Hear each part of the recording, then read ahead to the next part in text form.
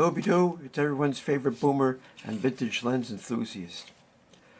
If my voice sounds raspy, it's because I developed a severe sore throat. I took one of those home self-test COVID tests, and it came up negative. But man, I couldn't sleep last night. I got up 2 o'clock in the morning because my sore throat was so bad. So I decided I would take today off from work and go see the doctor, just to make sure everything's, the way it should be.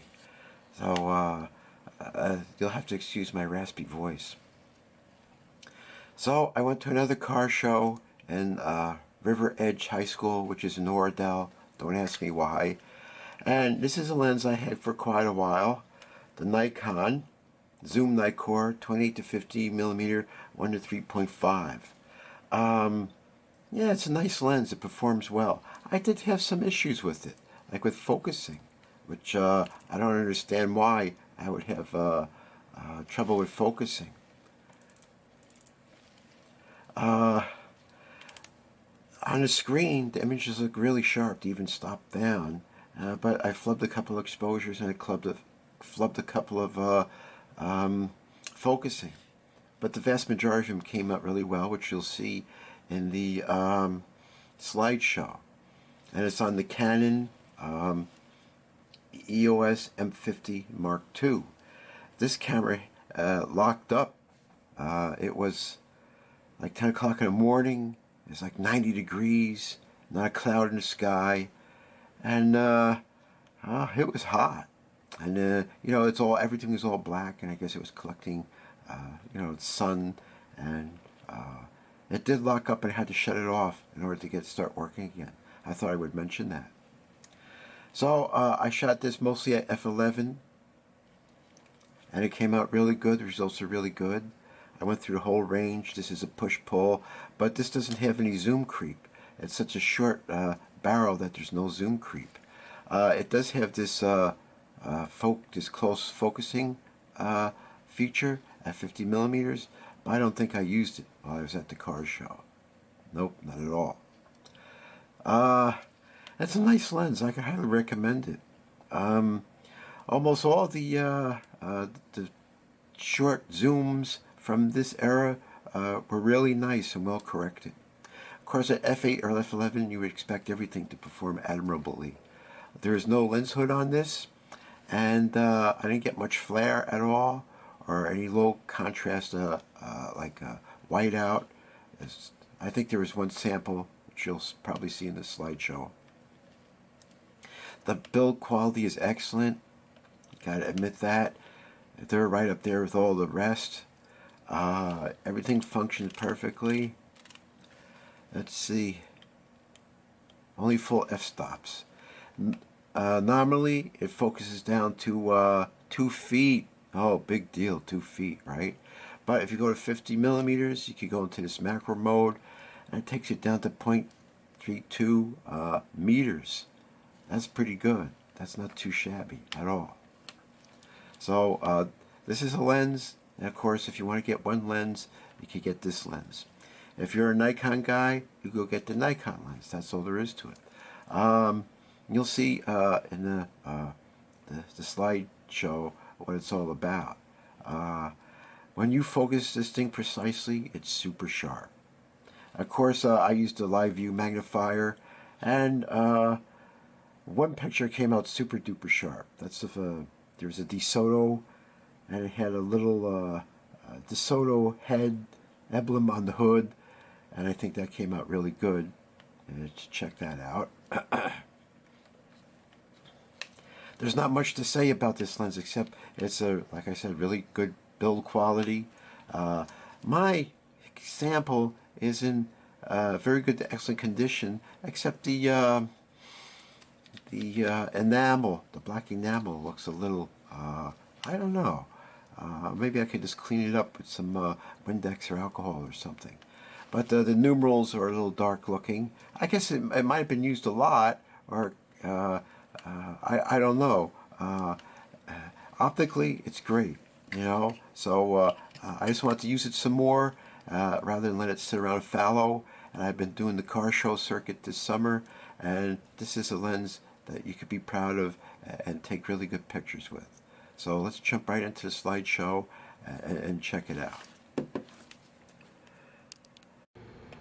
This is actually a companion video to the one with the Pentax zoom as sort of like a shootout, but I did them separately. So this is the zoom NIKKOR 28 to 50 f3.5. I set it at f11, and then all I just did was focus. The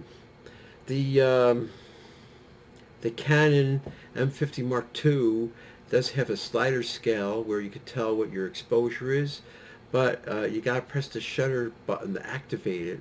Otherwise, it just tells you what the your bias is. So who needs your bias? I want to know what my exposure, if I'm plus or minus.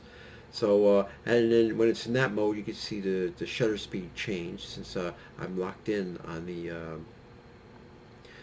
F number. So I like this lens. It's small, it's compact, it has excellent optical quality. It was easy to focus, but I flubbed a couple of focuses, which sort of upset me. I'm not sure if the camera didn't like the heat. Maybe it's a cold weather camera. I'll have to find out about that more. But you know, I got there early. I shot some pictures with the other lens and camera combo. And all the time this is happening, more cars are coming in until all their spots are filled up.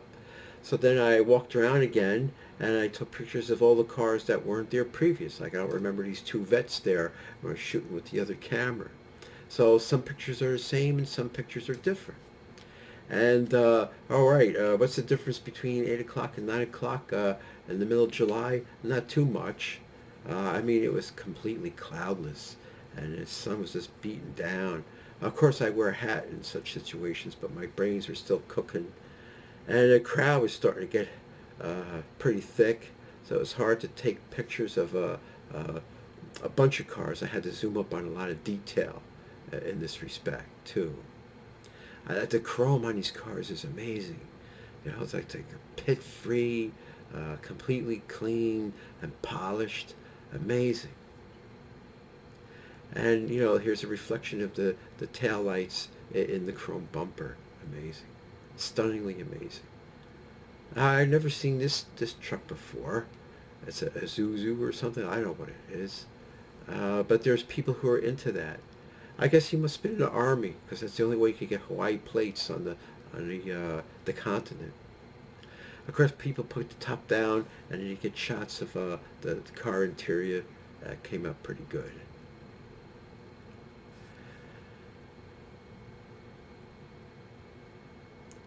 And of course, if you judicious timing and placement, you can get a shot of the cars without too many people in the way, but some people in the way to give it some depth. You know, the human scale of it.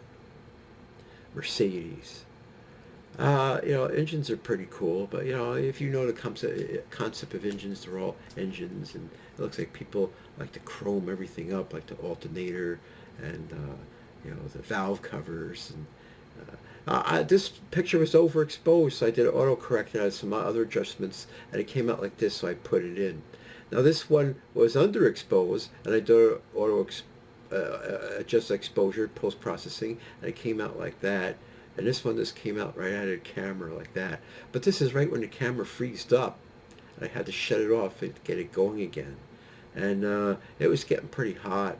And the camera is black, and it's collecting the solar radiation, and maybe it reached its operational limits. I don't know. I'll have to look into that, get back to you about it.